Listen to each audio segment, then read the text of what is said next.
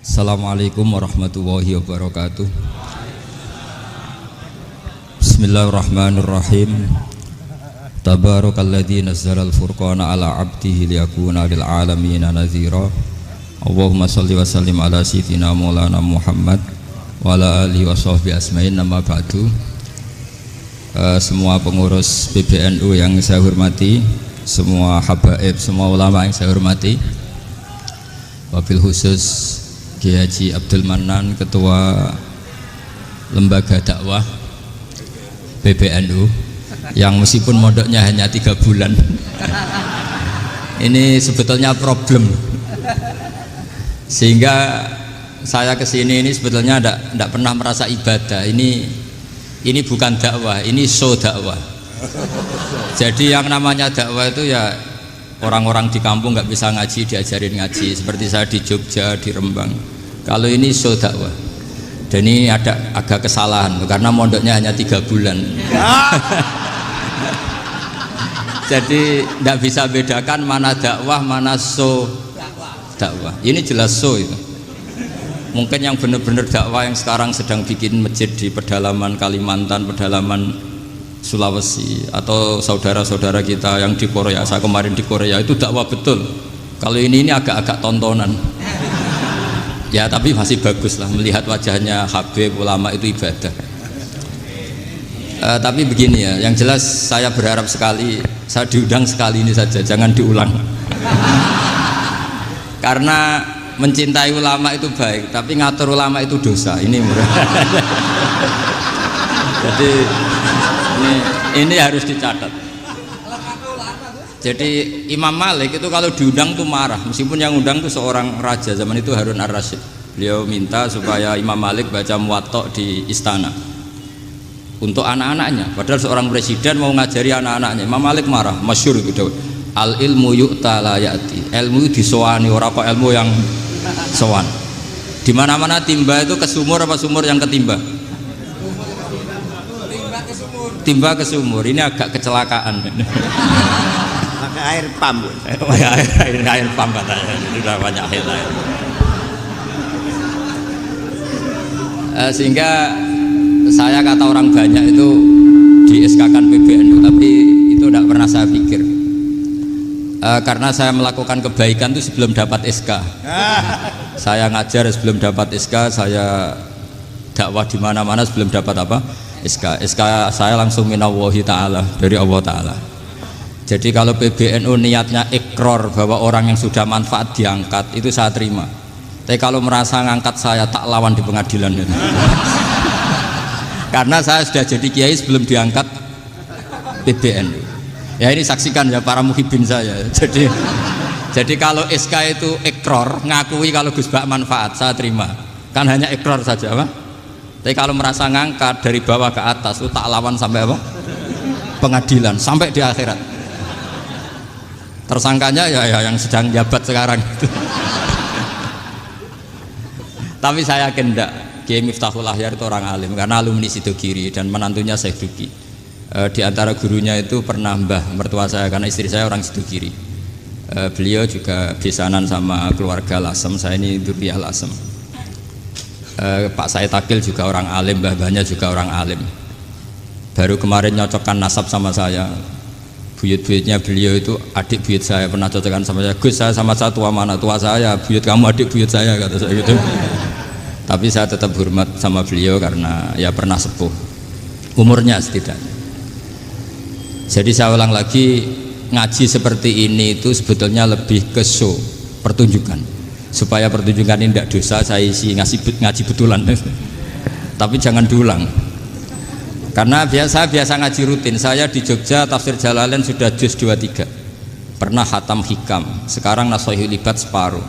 Saya ngaji di Sidogiri Itkon, di Sarang Balaghatul Quran, di Hajen Lubul Usul, tapi sarahnya yang Thariqatul Usul, sarahnya Mbah Sahal Mahfud. Jadi baru di sini ngaji bersaing sama orang yang mondok berapa? 3 bulan. Ini masalah. Masalah. Nggak boleh mondok itu harus buat tulis zaman. Tapi ya tidak apa-apa, mungkin laduni ya. Jadi kalau mondok cepet itu kemungkinannya apa? Lah dunia. Begini, tapi saya tertarik apa yang dikatakan Kiai Haji Abdul Manan tadi menyangkut kalimat tauhid. Saya ngaji di mana-mana bilang, kalau ngaji itu yang tahqiq itu detail. Detail itu bahasa Arabnya tahqiq.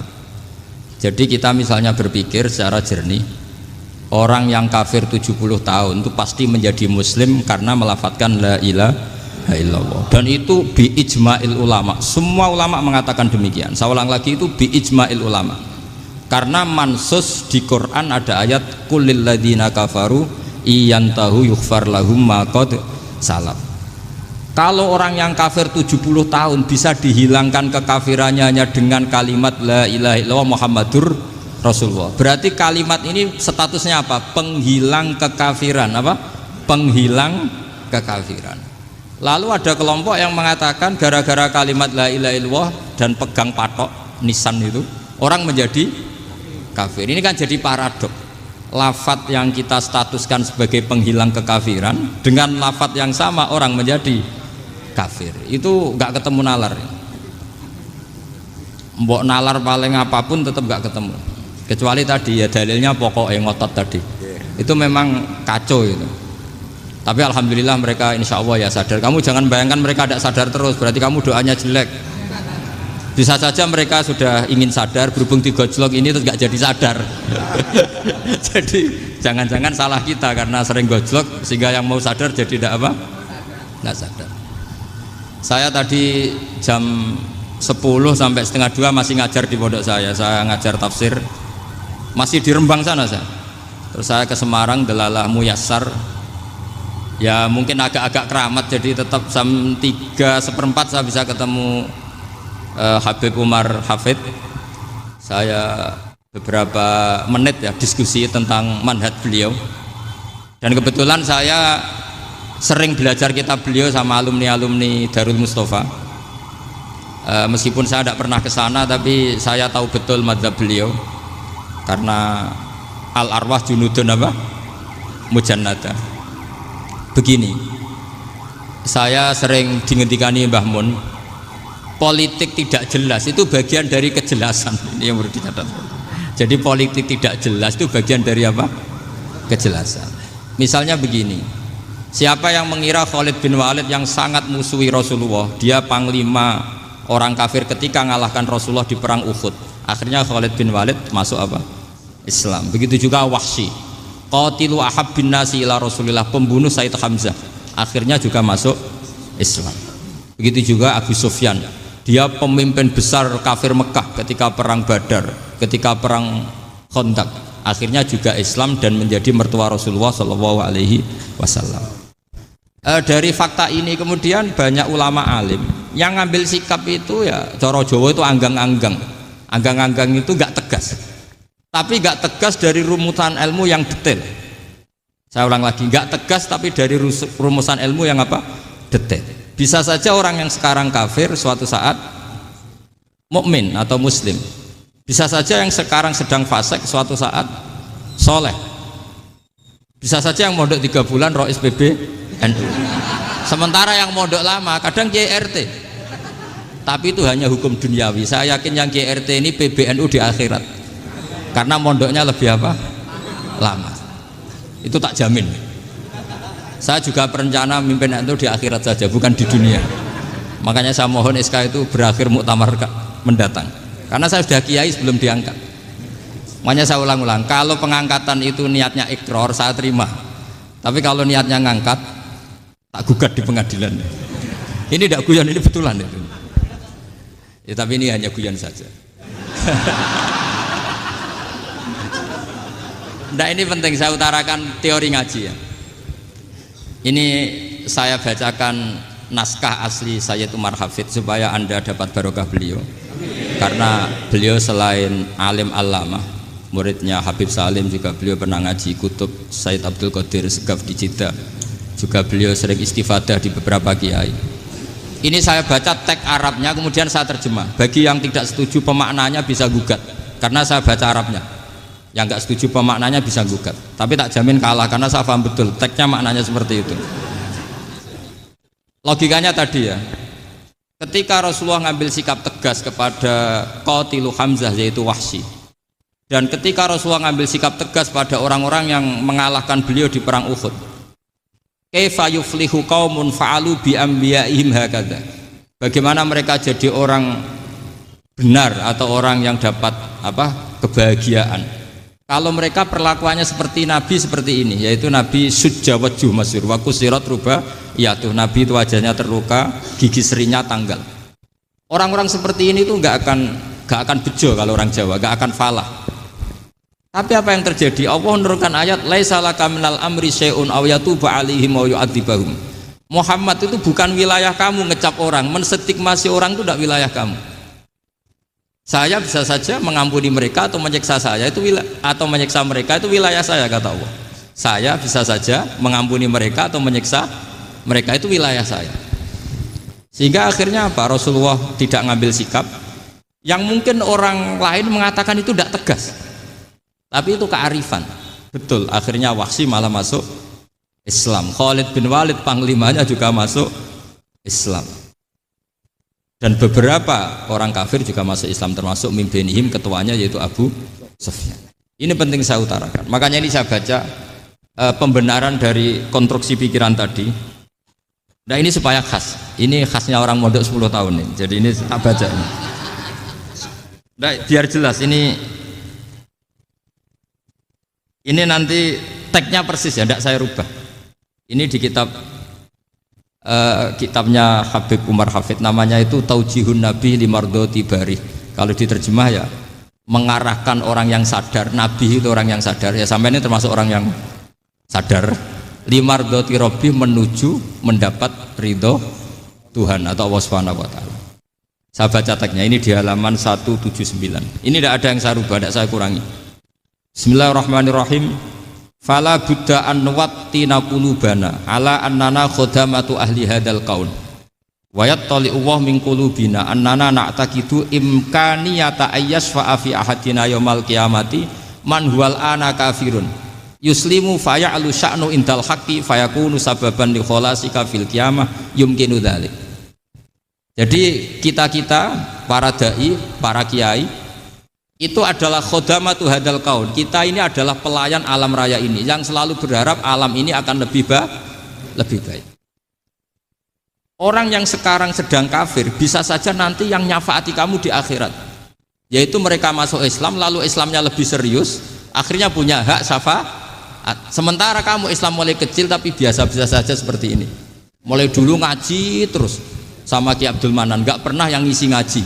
Itu artinya nggak ada perkembangan. Makanya saya nggak ingin ngaji lagi, karena saya ingin perkembangan Anda nanti tukang mengisi, bukan yang diisi. Kalau saya nanti ngaji lagi di sini, artinya Anda kalau tetap mendengarkan itu tidak ada perkembangan. Pantes saja semulang Gus Bahak sampean sing ngaji. Sekali-kali ada perkembangan, saya ngaji sampean yang mulang, itu bagus itu. Meskipun itu perkembangan yang menyesatkan.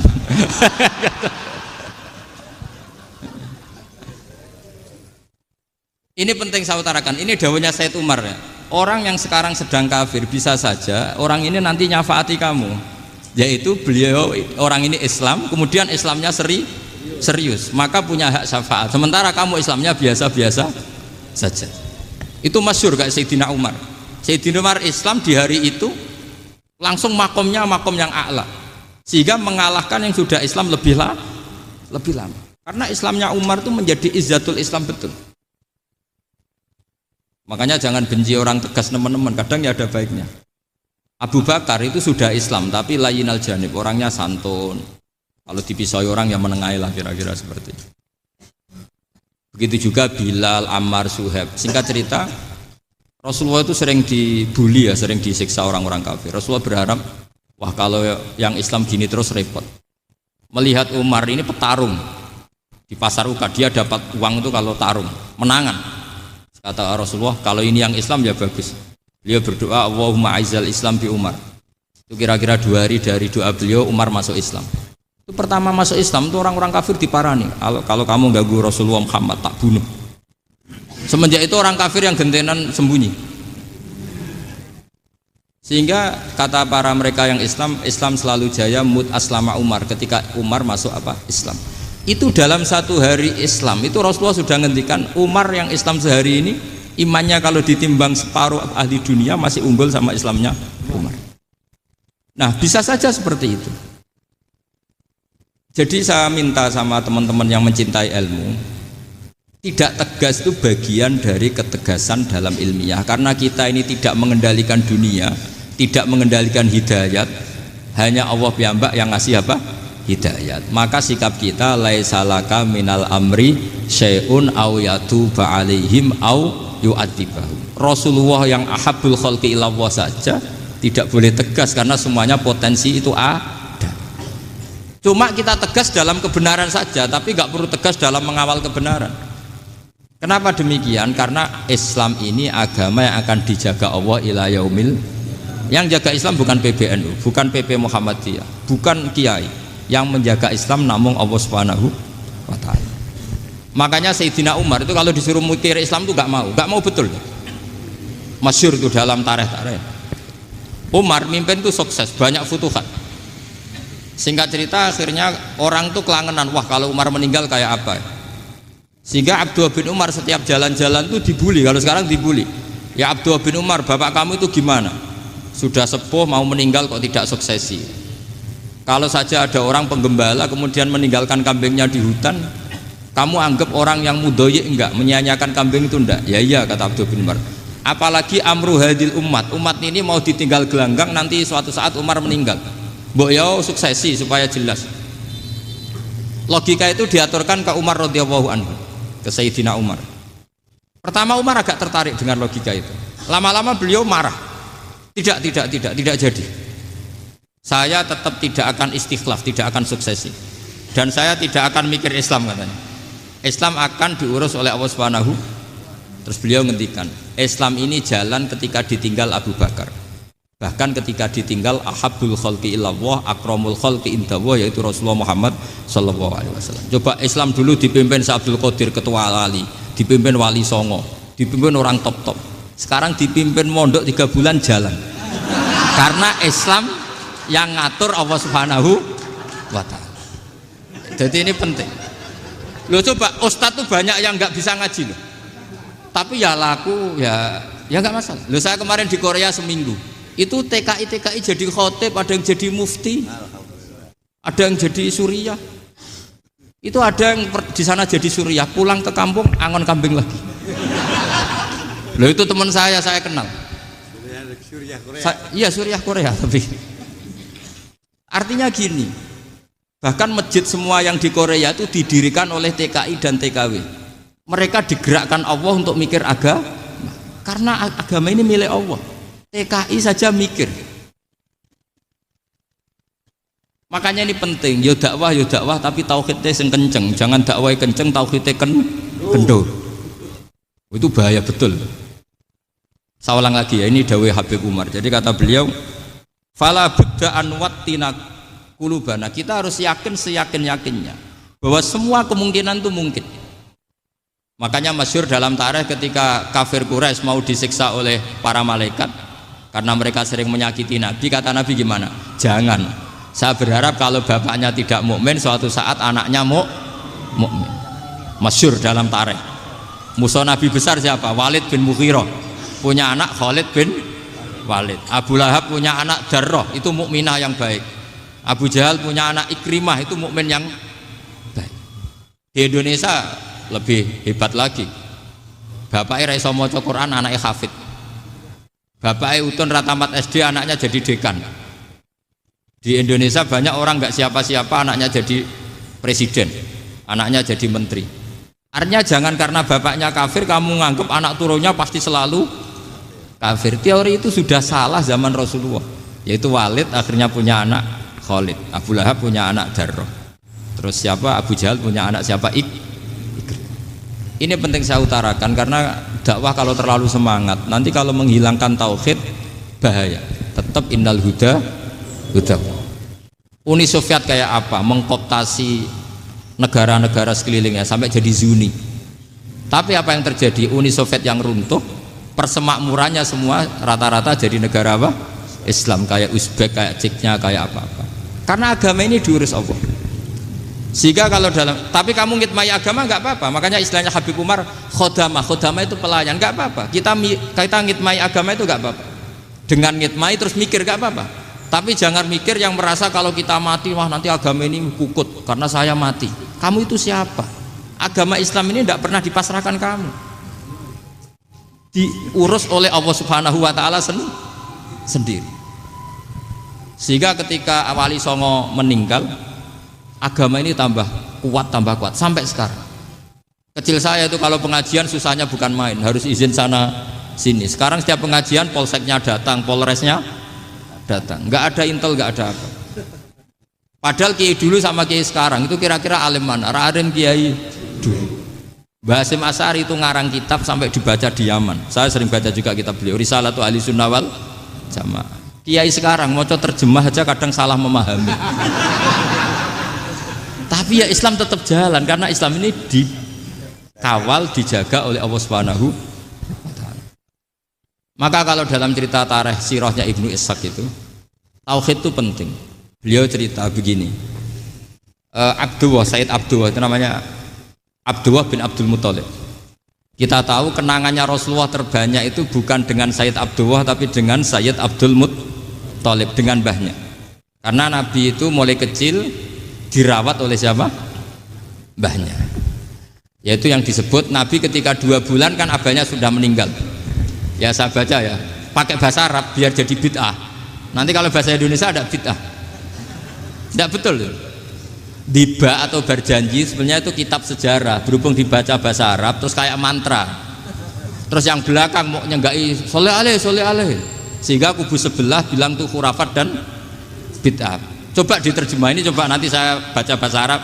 Walamma tamma min hamli syahroni ala masyuril aqwalil marwiyatu fiya bil madinati abuhu abdullah wa kana qad istaza bi akhwalihi bani adi minat taifatin najariyah wa makatha syahron saqiman yu'anu nasukmahu wasyaqwa. Terus di pojok sana bilang sholli alaihi. Pasti kubu sebelah yang liwat, wah itu khurafat bid'ah karena dianggap mantra. Padahal artinya coba sampean baca bahasa Indonesia. Ketika hamil Rasulullah umur 2 bulan, abahnya meninggal di kota Abwa. Kota Abwa adalah kota keluarga besar ibunya Sayyid Abdullah. Kebetulan pas ke sana beliau sakit sampai 1 bulan dirawat. Bid'ahnya di mana kalau diterjemah? Wong itu kitab tarikh. Makanya saya nggak tahu yang membidah-bidahkan tiba itu karena tadi. Tapi sampean juga ikut salah karena nyenggai sholawat tantok itu. Jadi makanya saya bilang tadi kalau bahasa Arab bid'ah, kalau sudah terjemah tidak bid'ah karena kelihatan kalau itu hanya kitab tarikh. Loh, coba bid'ahnya di mana? Wa ba'du fa'aqulu wa Muhammad bin Abdullah bin Abdul Muthalib bin Hasyim. Itu kalau diterjemahkan, kamu harus tahu siapa nama Muhammad. Muhammad punya abah siapa? Rasulullah Muhammad Abdullah. Punya abah siapa? Abdul Mut. Punya abah siapa? Hasyim. Coba baca gitu di kubu sebelah. Oh iya. Berhubung baca bahasa Arab. Wa ba'du fa'aqulu wa Muhammad bin Abdullah bin Abdul Muthalib bin Hasyim. Jadi itu hanya salah baca saja. Maksudnya salah yang hukumi, bukan salah yang baca, salah yang apa? Hukumi. Sayyid Abdullah ini orang yang tauhidnya sangat kuat. Sayyid Abdul Muthalib lebih kuat lagi. Saya cerita sedikit betapa pentingnya tauhid. Ketika pasukan Abraha bawa pasukan gajah mau menyerang apa? Ka'bah. Itu sebelum menyerang itu semua aset-aset milik orang kafir Quraisy, milik orang Quraisy lah. Itu ditawan, diambil, termasuk milik Sayyid Abdul Muthalib, milik Abdul Muthalib. Terus ketika mau masuk Ka'bah, mau masuk Mekah, kata Abraha, man sayyidu hadal wadi, siapa yang kamu tuakan, yang kamu pertuan di sini? Oh, Abdul Muthalib. Abdul Muthalib itu dipanggil, itu auranya luar biasa.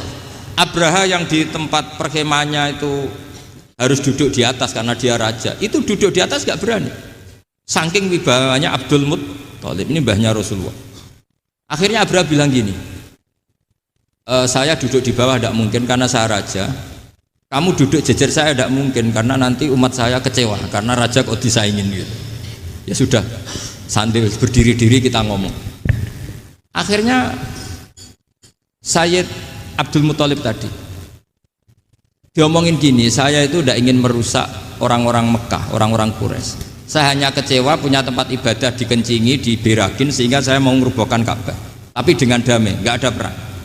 Apa jawabnya Abdul Muthalib? Lucu. Nggak apa-apa, Ka'bah kamu robohkan silakan, nggak apa-apa. Yang penting unta saya yang kamu sita kembalikan.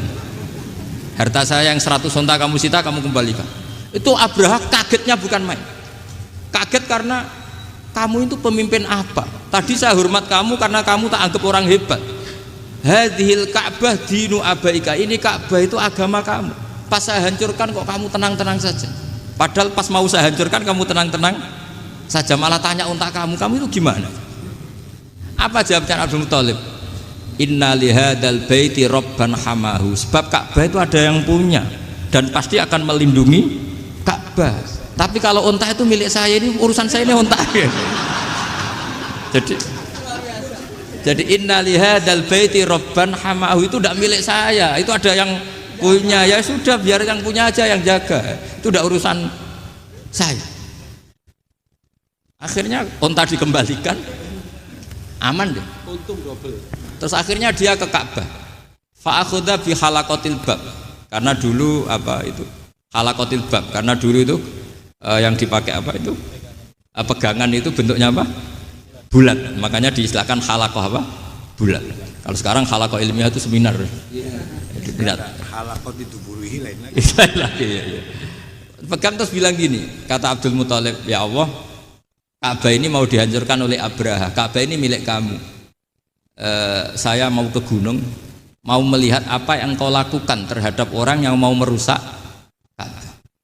Terus Abdul Muthalib bilang ke umatnya, wa ya qaumi, ayo kita ke gunung melihat ma fa'ala rabbuna, apa yang akan dilakukan Tuhan kita terhadap orang yang mau menghancurkan Ka'bah. Jadi santai saja, santai. Terus Abdul Muthalib naik gunung sama orang-orang Quraisy. Abraha datang mau merusak Ka'bah, terus terjadi alam taro kaifa fa'ala rabbuka bi ashabil fil. Itu melihat, dan betul Ka'bah dijaga Allah. Islam juga gitu. Ketika Islam dikooptasi Uni Soviet, semua ulama, semua wali perasaannya hanya nunggu kehancuran Uni Soviet, karena pasti agama ini dijaga Allah. Saya setiap sholat, setiap munajat, ketika baca Rabbana lakal hamdu bil samawati wa mil'ul ardi. Dulu saya iskal itu janggal. Ya Allah, engkau zat yang layak dipuji, yang pujian itu memenuhi langit dan bumi. Pikiran saya kalau bumi ateis itu mujinya kayak apa? Tapi Masya Allah, ketika saya datang di Korea, bumi ateis, ternyata di sana banyak masjid, banyak tasbih, bahkan ada sakduna di sana.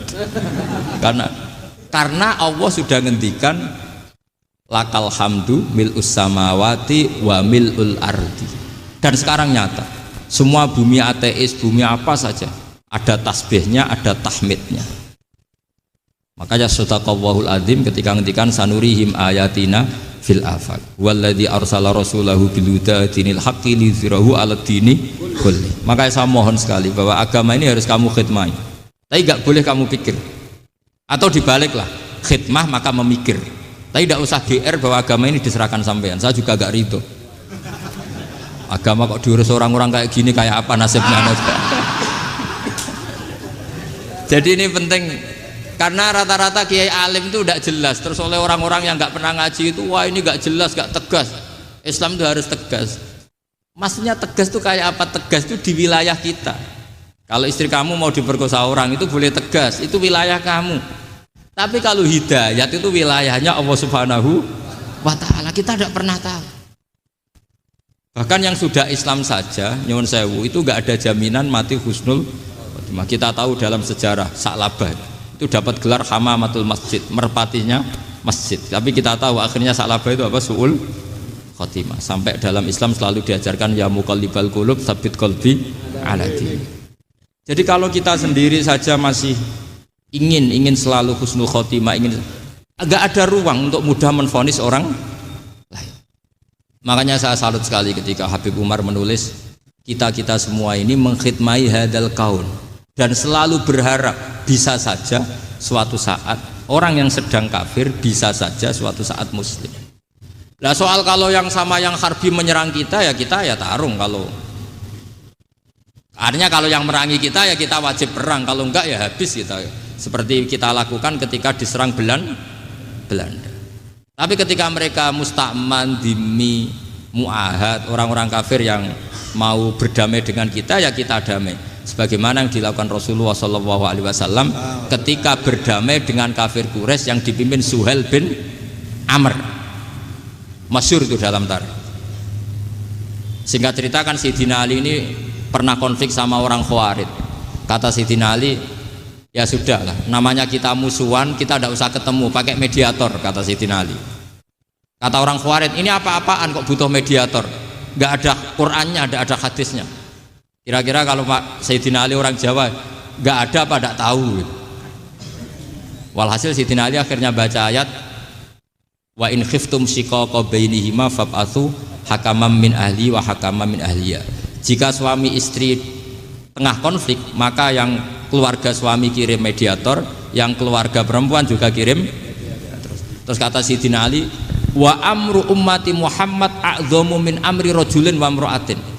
Kalau suami istri saja ketika konflik butuh mediator, apalagi ini kelompok besar pasti lebih butuh mediator. Akhirnya lalu mediatornya siapa? Kata Sayyidina Ali, ya siapa saja yang penting baik. Ditunjuk seseorang, diprotes sama orang Khawarij, ini orang nggak kredibel. Oh, terus Sayyidina Ali marah-marah. Rasulullah itu pernah berdamai dengan orang, bahkan orang itu kafir, yaitu Sulhul Hudaybiyah. Nabi itu berdamai dengan orang yang bernama Suhail bin Amr ketika itu kafir. Makanya ini menunjukkan bahwa musolahah ma'al kufar itu boleh demi kelangsungan bernegara, berbangsa. Kamu tidak usah meragukan reputasi NU. Ketika dulu kafirnya kafir harbi zaman Belanda, ya Mbah Hasim fatwa apa?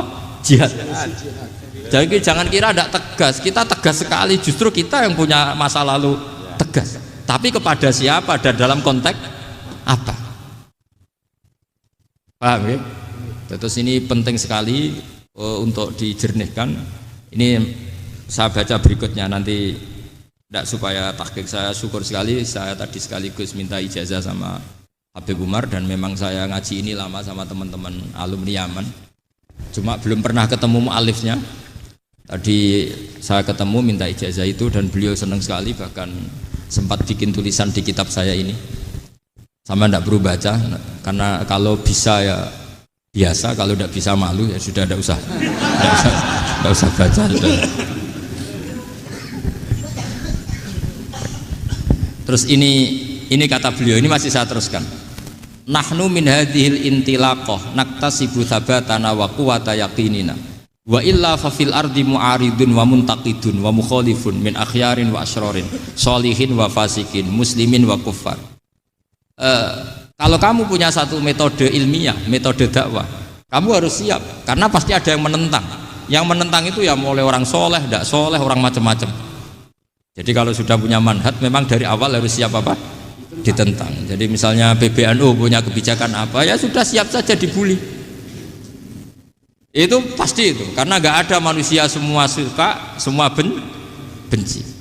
Kata beliau, anta in kunta fi syakkin min hadzal maslak wal manhaj fattabi man syi'ta wasaha angka ghaniyah wa in kunta ala yaqinin annahu al huda wa mirasun nubuwah wa annahu haqiqatu tarjamatil ahdi ma'rab fala tata'atsar min kalami ahadin yakunu mangkana. Jadi intinya kita mengawal Islam secara rahmatan lil alamin itu justru kita berharap menjadi simpatik dan menjadikan mereka menjadi napa Islam. Jangan ketika simpatik dianggap gak tegas. Saya masih ingat betul dawe Mbah Mun, hak sekseni, kata beliau. Saya masih ingat kalimatnya, sekseni.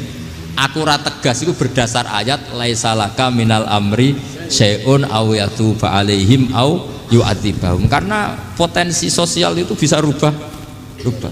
Orang yang sekarang kawan kamu bisa saja suatu saat jadi musuh. Yang sekarang musuh kamu bisa saja suatu saat jadi kawan. Terus kamu ngambil sikap tegas dalam sesuatu yang nggak stabil seperti ini, lalu tegas itu kan nggak pada tempatnya. Makanya yang seperti ini kata Allah pakai asa itu menawa. Asa wahu ayyaj'ala bainakum wa bainal ladzina ataitum minhum mawaddah. Bisa saja orang yang sekarang musuhan dengan kamu suatu saat dijadikan mawaddah. Kamu udah mawaddah itu saling mengasihi. Kamu udah usah tanya, wallahu qadir, kata Allah, karena Allah mampu. Jadi dalam hukum-hukum sosial Allah seringnya bilang apa? asa. Misalnya wa asa antakrahu syai'a wa huwa khairul lakum, wa asa antuhibbu syai'a wa huwa syarrul lakum. Karena masalah sosial ini semuanya asa, yang pernah tahu siapa? Bisa saja sekarang saya Rois Suriah, nanti SK-nya nggak turun lagi, tapi saya tidak apa-apa. Bisa saja nanti santri 10 tahun dipimpin 3 bulan, nggak apa-apa. Bolak-balik nggak apa-apa, saya tidak akan kecewa. Karena masya Allahu kana wa malam yasa lam yakun. Assalamualaikum warahmatullahi wabarakatuh.